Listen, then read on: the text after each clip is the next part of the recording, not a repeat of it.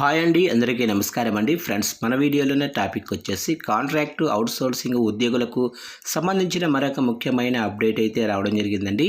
అయితే ఇందుకు సంబంధించిన వివరాలు అయితే మన వీడియోలో తెలుసుకుందామండి. వీడియో మాత్రం పూర్తి వరకు చూడండి ఫ్రెండ్స్, అప్పుడే మనకి పూర్తి సమాచారం అయితే తెలుస్తుంది.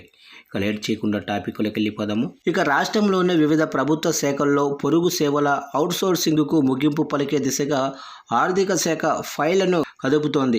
ఇక Panchayati Raj, revenue, municipal, marketing, health తదితర విభాగాల్లో పనిచేస్తున్న సుమారు 30,000 మంది ఉద్యోగులపై ఈ ప్రభావం పడనుంది. ఇప్పటికే కంటిన్యూ ఆర్డర్లు లేక 5-6 నెలలుగా వేతనాలు నిలిచిపోయాయి. గ్రూప్ 3, 4తో పాటు వివిధ రిక్రూట్మెంట్ బోర్డుల ద్వారా కొత్తగా ఎంపికైన సుమారు 10,000 మంది ఉద్యోగులను ఈ పోస్టుల్లో నియమించినందున ఆ మేరకు అవుట్సోర్సింగ్ ఉద్యోగులను తొలగిస్తున్నట్లు ఉన్నతాధికారులు చెబుతున్నారు.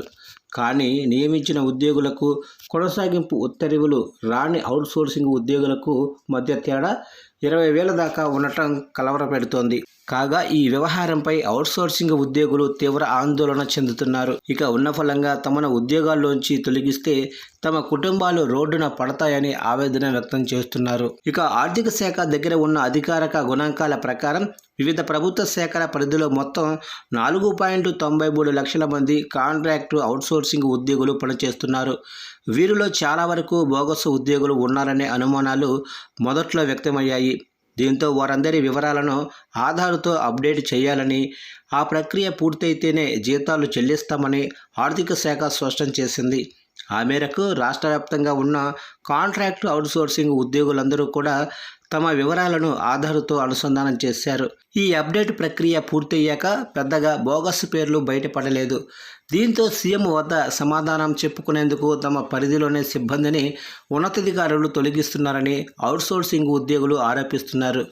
వాస్తవానికి అవుట్సోర్సింగ్ ఉద్యోగులను కుదించడం ద్వారా భారాన్ని తగ్గించుకోవాలని ఆర్థిక శాఖ భావిస్తున్నట్లు చెబుతున్నారు. అందుకే వివిధ శాఖల నుంచి వస్తున్న కంటిన్యూయేషన్ ఆర్డర్ల ఫైళ్లకు ఫైనాన్స్ డిపార్ట్మెంటు క్లియరెన్స్ ఇవ్వటం లేదని అంటున్నారు.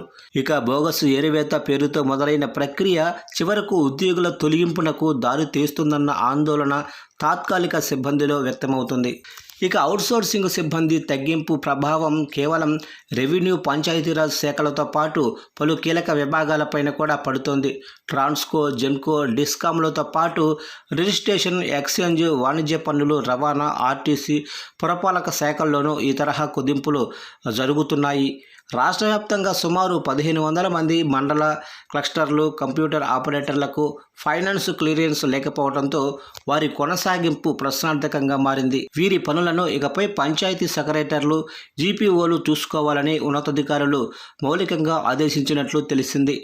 ఇక అటు రెవెన్యూ శాఖలో ఆపరేటర్లు, ఇతర డేటా ఎంట్రీ సిబ్బంది మొత్తం కూడా 1,200 మంది తొలగింపునకు రంగం సిద్ధమైంది. క్షేత్రస్థాయిలో పాలనా యంత్రాంగానికి మూల స్తంభాలుగా ఉండే టైపిస్ట్ కంప్యూటర్ ఆపరేటర్ల తొలగింపుతో పనులకు ఆటంకం కలిగే అవకాశమైతే ఉంది.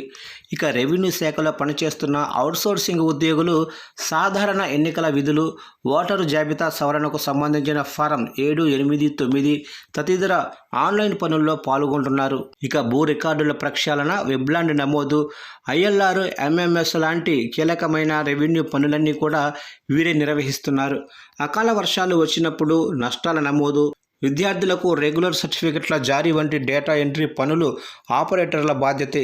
పంచాయతీ రాజులోను మండల ఆఫీసుల్లో బర్త్, డెత్, ప్రభుత్వ స్కీముల data entry, checks payment, sanitation work entry, ఇంటి పన్ను వంటివి ఈ క్లస్టర్ ఆపరేటర్లు చేస్తున్నారు. ఏళ్ల తరబడి ఈ సాంకేతిక పనుల్లో అనుభవంగా పనిచేస్తున్న వారిని తీసేసి ఆ భారాన్ని నేరుగా పంచాయతీ కార్యదర్శులపై వేయనున్నట్లు తెలుస్తుంది.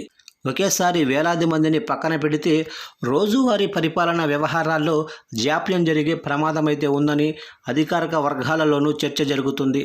అటు ప్రభుత్వ హేతుబద్ధీకరణ లక్ష్యం, ఇటు తాత్కాలిక ఉద్యోగుల కొనసాగింపు మధ్య సమతుల్యత సాధించటం ఇప్పుడు పరిపాలనా యంత్రాంగానికి ప్రధాన సవాలుగా మారింది.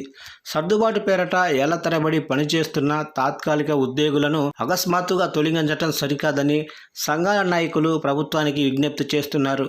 ఇక మానవ దృక్పథంతో ఆలోచించి తొలగింపులకు బదులుగా ఖాళీగా ఉన్న ఇతర విభాగాల్లో వారి సేవలను వినియోగించుకోవాలని కోరుతున్నారు. ఇక అవుట్సోర్సింగ్ ఉద్యోగుల కోసం ప్రత్యేకంగా కార్పొరేషన్ ఏర్పాటు చేయాలని అధికారులు ప్రతిపాదనలు సిద్ధం చేశారు. కాగా ఆ ప్రపోజల్స్కు ఇంకా ఆమోదం లభించలేదు. ఒకవేళ కార్పొరేషన్ ఏర్పాటైతే జీతాల చెల్లింపుల విషయంలోనూ కీలక మార్పులు వస్తాయని అధికారులు చెబుతున్నారు. ఉద్యోగులకు సకాలంలో జీతాలు చెల్లించడంతో పాటు ఎంప్లాయీస్ ప్రావిడెంట్ ఫండ్ అంటే ఈపీఎస్, ఎంప్లాయీస్ స్టేట్ ఇన్సూరెన్స్ వంటి చట్టబద్ధమైన ప్రయోజనాలు కూడా అందుతాయని ఆ దిశగా చర్యలు తీసుకోవాలని కోరుతున్నారు.